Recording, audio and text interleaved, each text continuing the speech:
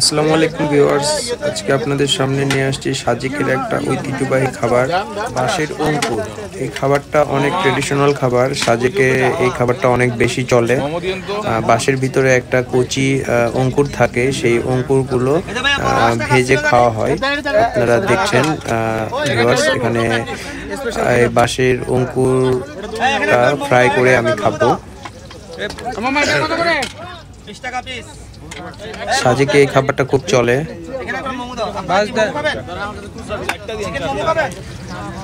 এই যে এখানে বিভিন্ন রকমের বাঁশ রাখা আছে, এই যে বাঁশের অঙ্কুরগুলো রাখা আছে, এখন দেওয়া হচ্ছে।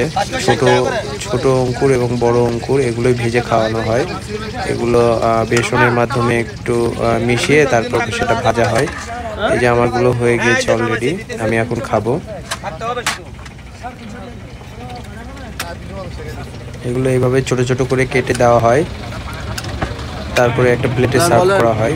আমি এখন খাচ্ছি, এই প্রথম আমি এই খাবারটা খাচ্ছি। গরম গরম ছিল, একটা সস দিয়ে আমি খাওয়া শুরু করলাম। মজাদার ছিল খাবারটা। আপনারা ট্রাই করতে পারেন, সাজেকে গেলে এই খাবারটা ট্রাই করবেন। ধন্যবাদ ভিউয়ার্স, আসসালামু আলাইকুম।